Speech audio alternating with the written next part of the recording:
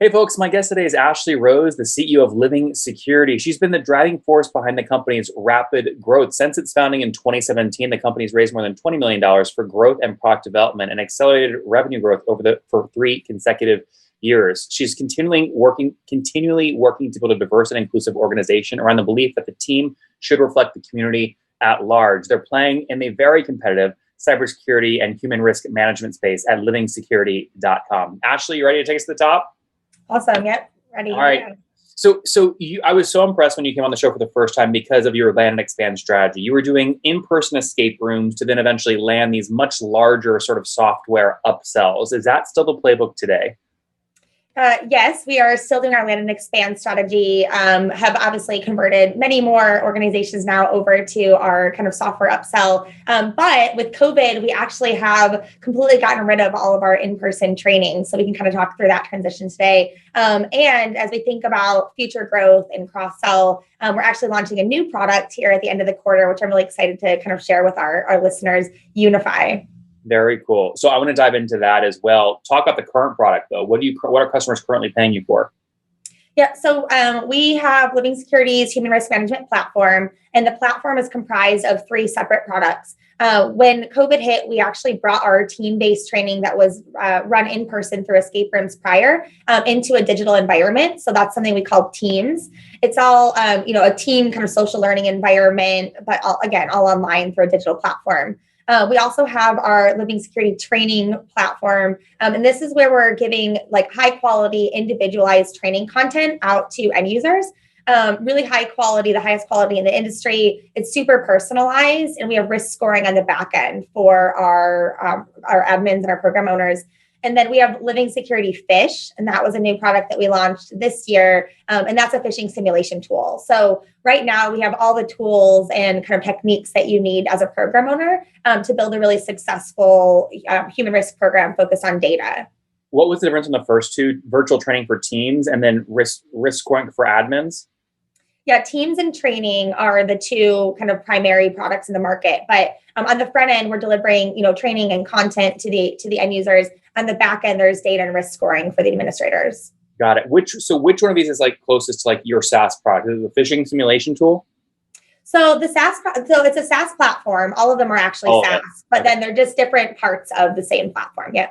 I see. Interesting. Okay, so we'll dive into Unify, the new idea here in a second. But give us some of the backstory here. When did you launch the company?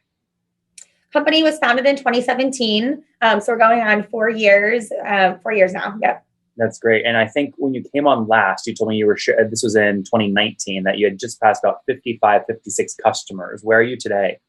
Yeah, so we more than doubled our customer base last year. So we're about 130 different customers. And yeah, saw significant growth through 2020. I mean, I mentioned earlier, so, when we first met and we did the other recording, we were doing both in-person training through our escape rooms, and then we had launched our SaaS platform, and we're really scaling up significantly. I can't remember if this was right before or right after we had raised our A round when I met with you the last time. You had raised 1.7 million at that point. Oh, perfect. Great. So that was a long time ago. Yeah.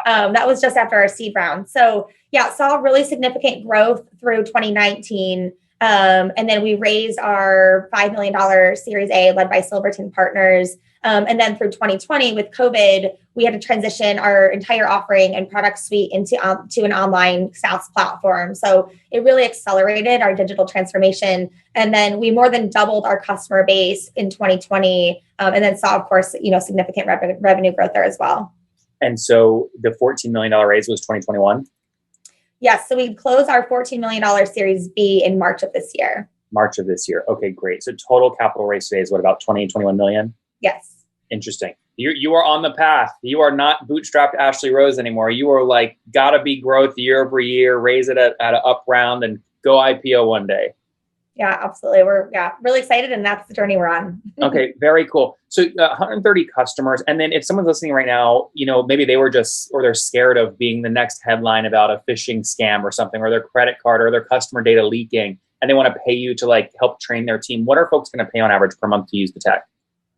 So it really ranges just depending on the size of the company. But really, we're really competitive when it comes to kind of other security awareness solutions today with our existing platform. Once we move and we actually launch Unify, we're creating an entirely really new category. And there's not an existing product or platform out there in market today that's doing what we're doing from a behavioral integration and human risk metric measurement.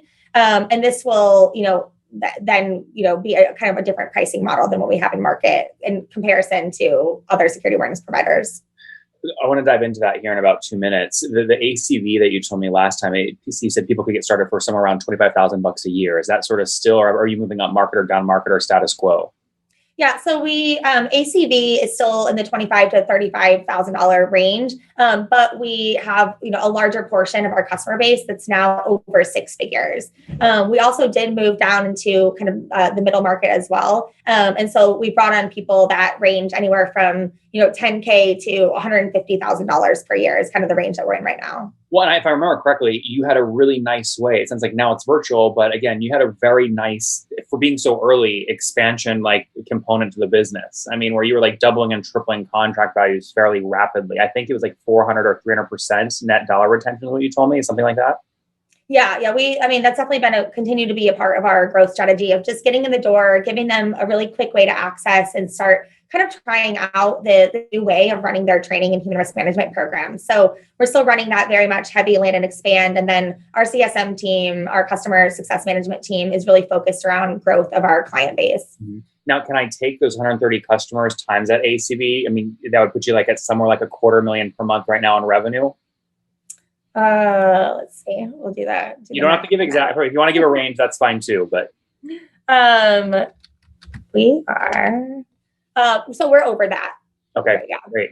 So what's the big goal for this year? I mean, you're now planning sort of how do we make sure we can invest in the new unified product, drive growth, and then prepare ourselves for around maybe late next year. What do you think you have to get to in order to see that happen? Yeah. So last year we about tripled our revenue. And so we're looking for a very kind of similar growth path this year. Mm-hmm. Okay. Interesting. So, is it insights? Do you think we can get above $1 million a month in revenue in the next 12 months, you think? In the next 12 months. Yes. That would be exciting. Okay. You're going to do this with this new product. Why is it new? Why is it innovative? So right now, the way that most companies are managing their human risk program, it's typically been driven on what we call activity metrics. So how many people are engaged with the program? Are they completing training? Right? We're trying to check that box for compliance.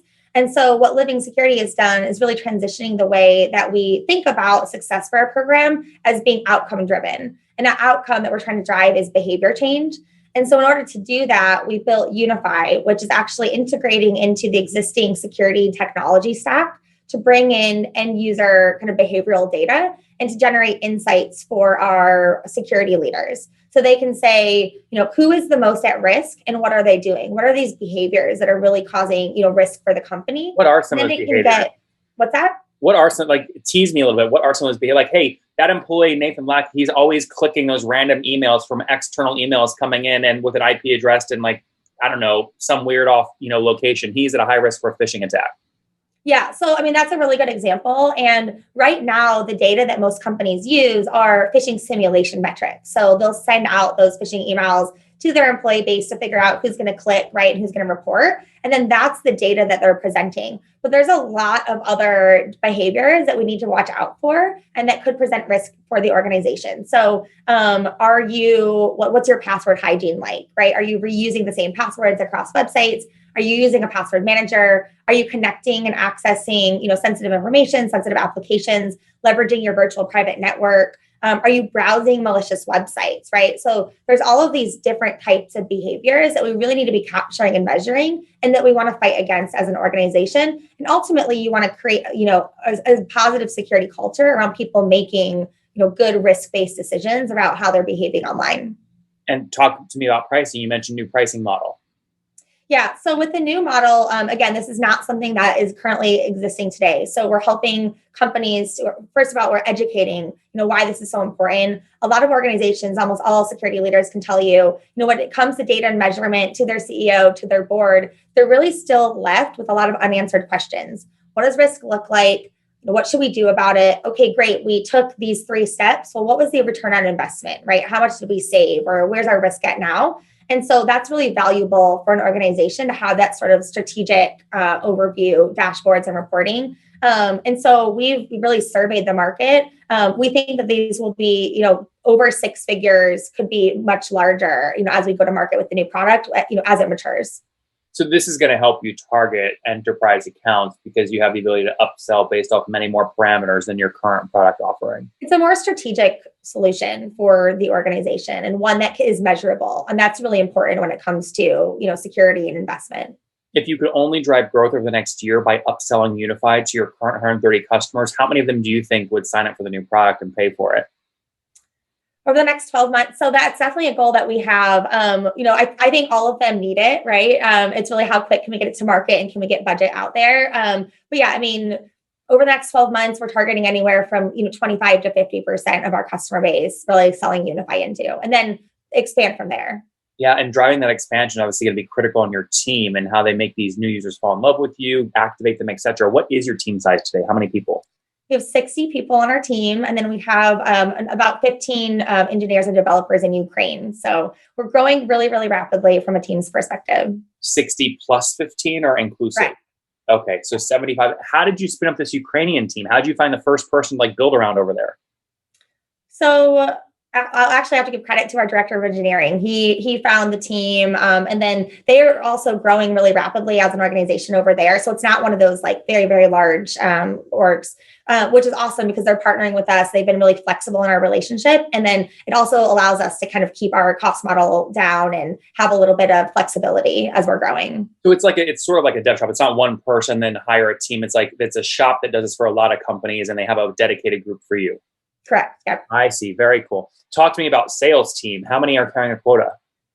So we have 5 account executives that carry quotas, and then we have a BDR team. So we're really heavily kind of outbound driven right now, and so kind of building up that business development function.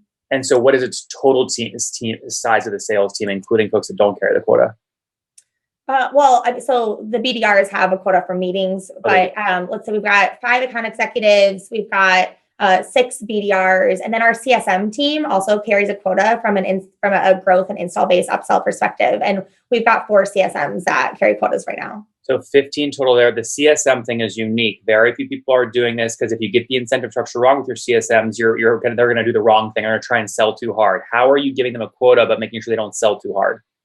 So we are actually really big around 2 main goals for our CSMs, one being empowerment and one being growth. And so what we kind of drive home is from a partnership perspective, if we're giving them the tools that they need to be successful and we have the best solution on the industry, why wouldn't they want to do more with us? And so we go in first as a trusted partner, and then we set expectations around how do we want to grow and mature your program. And then they are partnering with us to help grow our business so we can continue to innovate and provide more solutions. So today it's been working really well. And I think it's, leading with empathy and value and then being able to drive growth on the back end. Last couple of questions here, Ashley. Dollar retention, obviously a big metric. You got a new product to upsell. You hope people fall in love with it. What are you guys at right now in terms of net dollar retention? So last year's numbers were about 150% net revenue retention. That's incredible. And is that, can you peel that onion a bit? Gross churn versus expansion? Yeah. So from a software perspective, we lost 1 customer on our software last year. So our churn was extremely low. And then we did a really great job last year growing our install base with our CSM. So majority of it was expansion driven. Yeah. So very less than 5% annual revenue churn, more than 50% expansion gets you to 150% net dollar retention. Right. Very cool. I love this. Okay. So Unify's coming up. You just got some fresh capital in the door. Where are you spending most of this capital? Is it really scaling that team in Ukraine or is it anywhere else? Yeah, so it's really split between 3 major initiatives. So obviously with Unify, we're hiring tons of developers and tech talent. So a lot of R&D, and then sales and marketing. With the creation of the new category, working with Forrester and Gartner and trying to get a lot of education out there. We're spending a lot in marketing this year. And then growing our sales team, which is both inclusive of our direct sales team, as well as bringing in channel this year. Mm-hmm. You mentioned last time you were on that you were comfortable spending about $12,000 to get a $25,000 sort of ACV account for a 6-month payback period. Do you anticipate that sort of spike, longer payback period as you invest in Gartner and the new product? Yeah, it is going to be spiking, and it is. But we know from a lifetime value perspective, we've been able to prove out that we can retain these clients and we can grow. And so, we're keeping it a really healthy kind of CAC to LTV metric. But yes, we're expanding our investment. All right, Ashley, let's wrap up with the famous five. Number one, favorite book. Oh man, I am reading the. Oh man, I totally forgot about these. What am I reading right now? I know. So I am reading the CEO Tightrope right now, and I'm liking that book. So. Okay, number two, is there a founder you really respect or you're following or studying? There's so many good founders. I've actually really started following a lot of local founders and people that have just built really good companies in Austin, obviously, Bumble and the like. So Number three, what's your favorite online tool for building Living Security? We've started using SaaS optics. And so that's been a really great tool for us. Number four, how many hours of sleep do you get every night? 6 to 8. And situation, married, single, kiddos? Married with 3 kids still in a puppy. Goodness, so busy. Okay, 3 kids. And can I ask how old you are? I'm 34. 34. Last question. What's something you wish you knew when you were 20? To not care as much about what people think about you. Guys, Living Security launched in 2018. They're on a tear, broke $1 million run rate in under 18 months, now scaling 200-300% year-over-year growth, doing north of $250,000 a month in revenue, and a very exciting new product coming out called Unify. You want to check it out. They help you understand who on your team has healthy password hygiene. Are they using their own VPN? Are they browsing malicious websites? They're very excited about it. Currently serving 130 enterprise customers. They expect a lot of those customers to use this new tool. They just raised another $14 million to help invest in this new tool. Team is 60 right now as they look to continue to scale. Ashley Rose, thanks for taking us to the top. Thanks, Nathan. One more thing before you go. We have a brand new show every Thursday at 1 p.m. Central. It's called Shark Tank for SaaS. We call it Deal or Bust. One founder comes on, 3 hungry buyers, they try and do a deal live, and the founder shares back-end dashboards, their expenses, their revenue, ARPU, CAC, LTV, you name it, they share it. And the buyers try and make a deal live. It is fun to watch every Thursday, 1 p.m. Central. Additionally, remember, these recorded founder interviews go live. We release them here on YouTube every day at 2 p.m. Central. To make sure you don't miss any of that, make sure you click the subscribe button below here on YouTube, the big red button, and then click the little bell notification to make sure you get notifications when we do go live. I wouldn't want you to miss breaking news in the SaaS world, whether it's an acquisition, a big fundraise, a big sale, a big profitability statement, or something else. I don't want you to miss it. Additionally, if you want to take this conversation deeper and further, we have by far the largest private Slack community for B2B SaaS founders. You want to get in there. We've probably talked about your tool if you're running a company or your firm if you're investing. You can go in there and quickly search and see what people are saying. Sign up for that at nathanlatka.com/Slack. In the meantime, I'm hanging out with you here on YouTube. I'll be in the comments for the next 30 minutes. Feel free to let me know what you thought about this episode. And if you enjoyed it, click the thumbs up. We get a lot of haters that are mad at how aggressive I am on these shows, but I do it so that we can all learn. We have to counter those people. We got to push them away. Click the thumbs up below to counter them and know that I appreciate your guys' support. All right, I'll be in the comments. See ya.